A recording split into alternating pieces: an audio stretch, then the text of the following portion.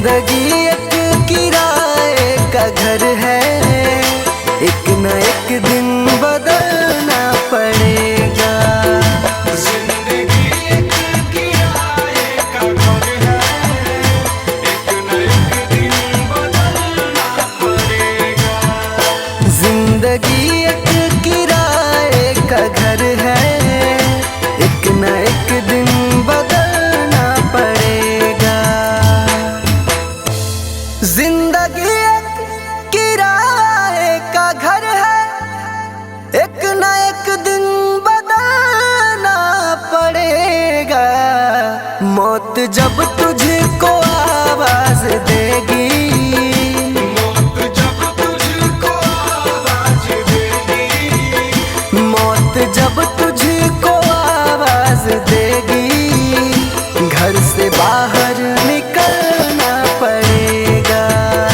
जिंदगी एक किराए का घर है, एक न एक दिन बदलना पड़ेगा।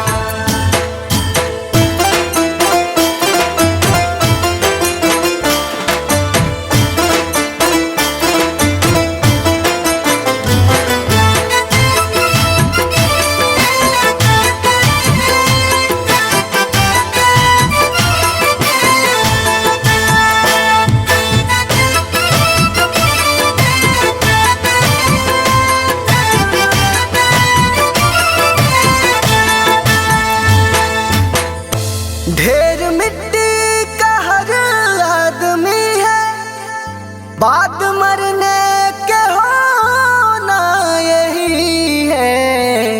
या जमीनों में तुरबत बनेगी, या जमीनों में तुरबत बनेगी, या जमीनों में तुरबत बनेगी, या चिताओं में जलना पड़ेगा।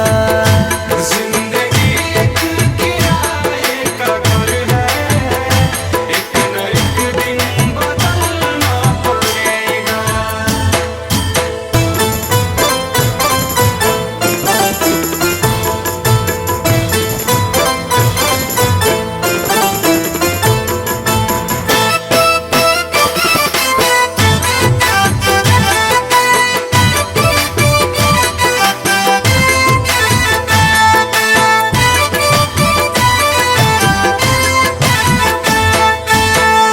रात के बाद होगा सवेरा, देखना है अगर दिल सुनहरा।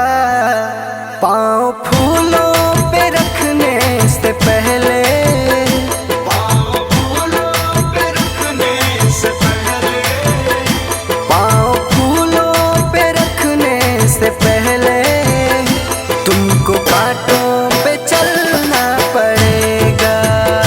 जिंदगी एक किराए का घर है, एक न एक दिन बदलना पड़ेगा।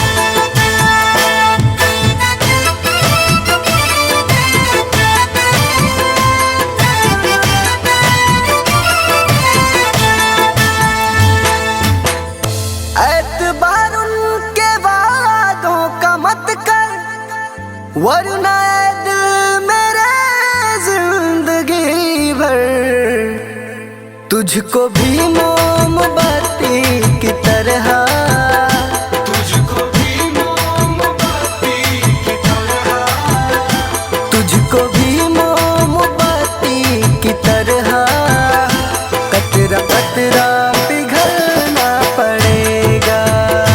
जिंदगी एक किराए का घर है, एक न एक दिन बदलना पड़ेगा।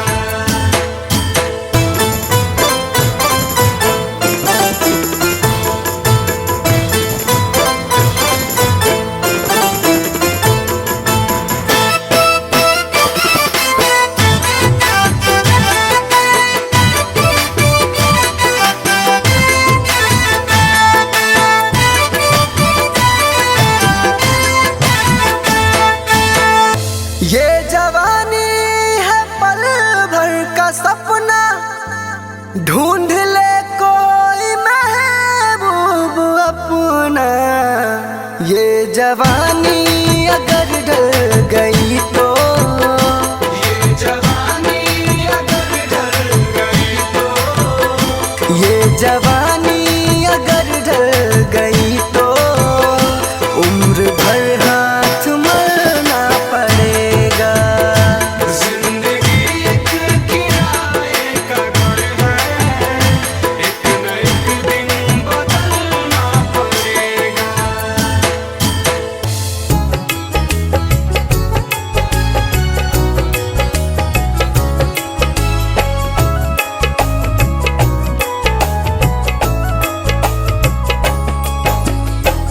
चली जा रही है उम्र धीरे धीरे, चली जा रही है उम्र धीरे धीरे। पल पल यूं आठों पहर धीरे धीरे, पल पल यूं आठों पहर धीरे धीरे। चली जा रही है उम्र धीरे धीरे, चली जा रही है उम्र धीरे धीरे।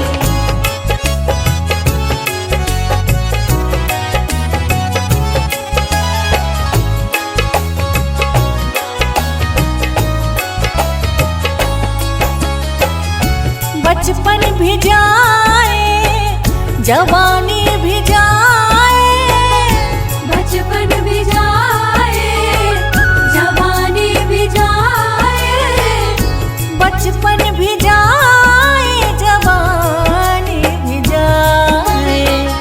बुढ़ापे का होगा असर धीरे धीरे, बुढ़ापे का होगा असर धीरे धीरे। पल पल यूं आठों पहर धीरे धीरे, पल पल यूं आठों पहर धीरे धीरे। चली जा रही है उम्र धीरे धीरे, चली जा रही है उम्र धीरे धीरे।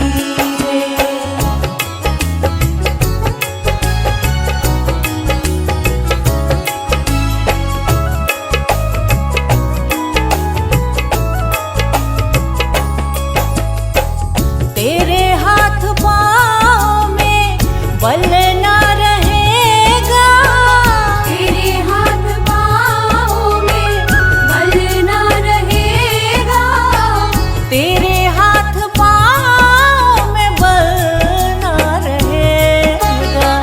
झुकेगी तुम्हारी कमर धीरे धीरे, झुकेगी तुम्हारी कमर धीरे धीरे। पल पल यूं आठों पहर धीरे धीरे, पल पल यूं आठों पहर धीरे धीरे। चली जा रही है उम्र धीरे धीरे, चली जा रही है उम्र धीरे धीरे।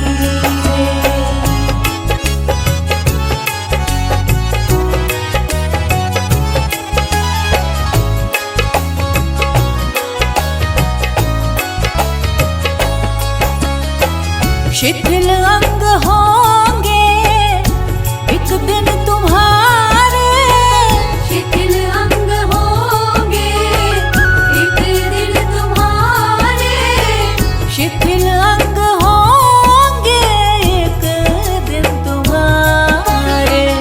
फिर मंद होगी नजर धीरे धीरे, फिर मंद होगी नजर धीरे धीरे।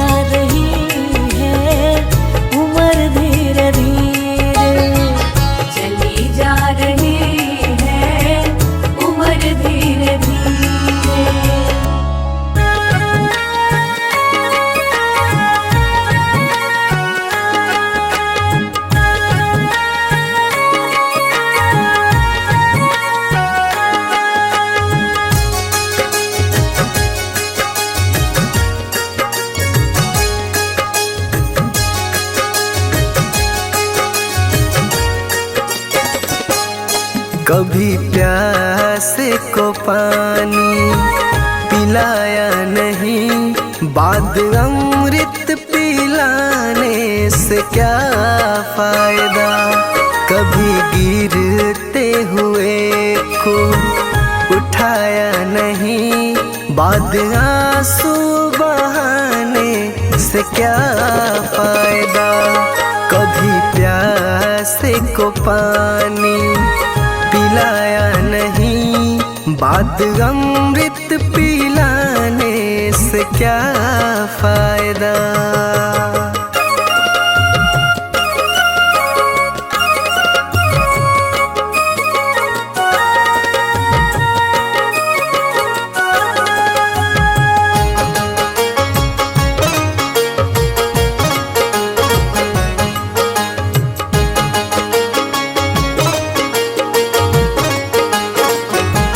मैं तो मंदिर गया पूजा आरती की, पूजा करते हुए ख्याल आ गया।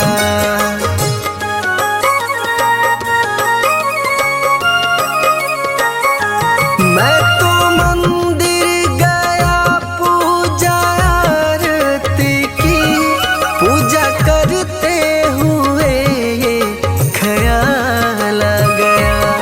कभी माँ बाप की सेवा की ही नहीं, सिर्फ पूजा के करने से क्या फायदा। कभी प्यासे को पानी पिलाया नहीं, बाद अमृत पिलाने से क्या फायदा।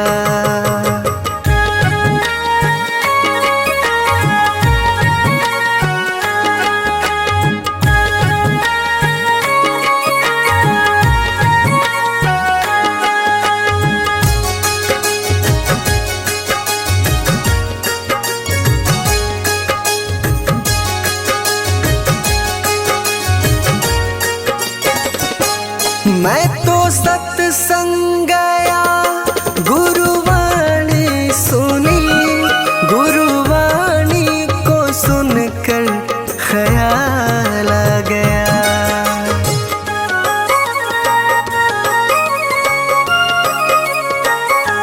मैं तो सत्संग गया, गुरुवाणी सुनी, गुरुवाणी को सुनकर ख्याल आ गया। जन्म मानव का लेकर दया न करी, फिर मानव कहलाने से क्या फायदा। कभी प्यासे को पानी पिलाया नहीं, बाद अमृत पिलाने से क्या फायदा।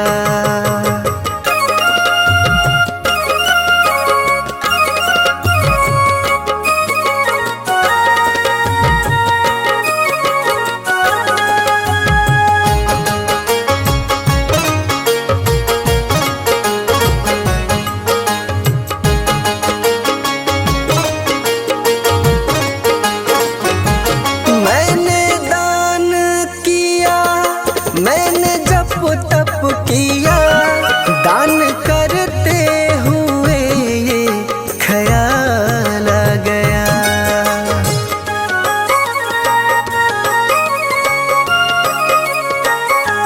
मैंने दान किया, मैंने जप तप किया, दान करते हुए ये ख्याल आ गया। कभी भूखे को भोजन खिलाया नहीं, दान लाखों का करने से क्या फायदा। कभी प्यासे को पानी पिलाया नहीं, बाद अमृत पिलाने से क्या फायदा।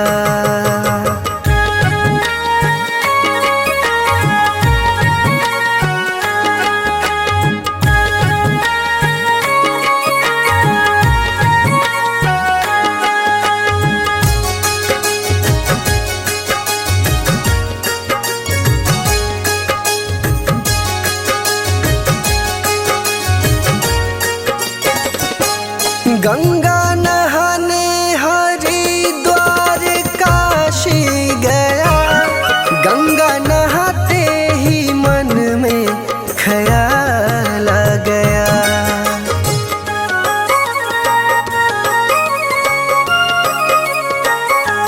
गंगा नहाने हरिद्वार काशी गया, गंगा नहाते ही मन में ख्याल आ गया।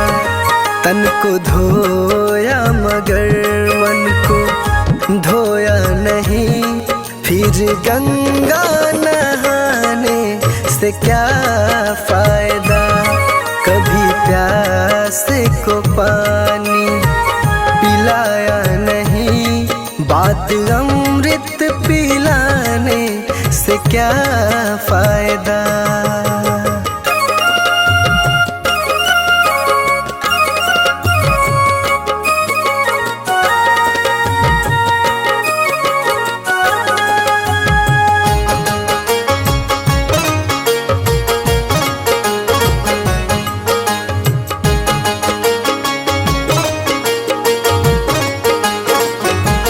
मैंने वेद पढ़े, मैंने शास्त्र पढ़े, शास्त्र पढ़ते हुए ये ख्याल आ गया।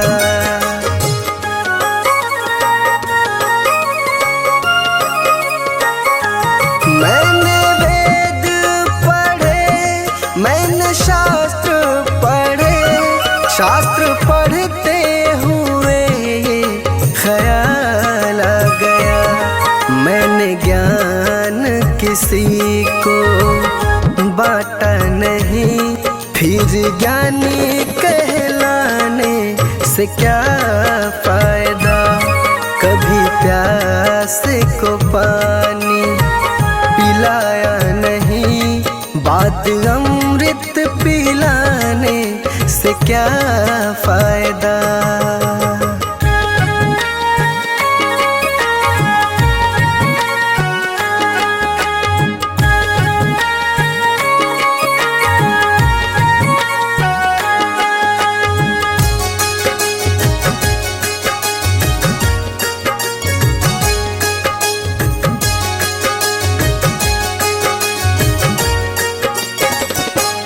माँ पिता के चरणों में चारों धाम है, आ जा यही मुक्ति का धाम है।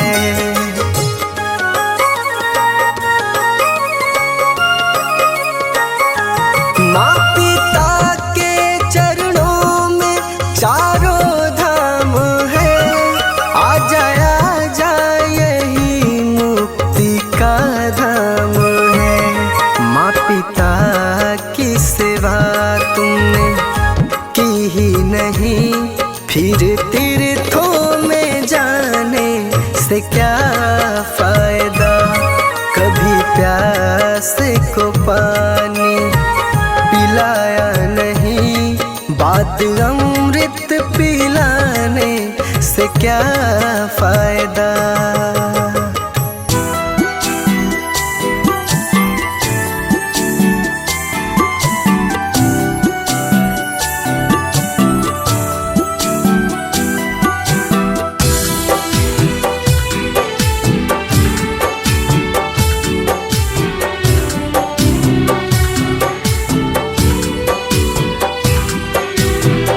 लगा के आस में बैठी हूँ एक जमाने से, लगा के आस में बैठी हूँ एक जमाने से, लगा के आस में बैठी हूँ एक जमाने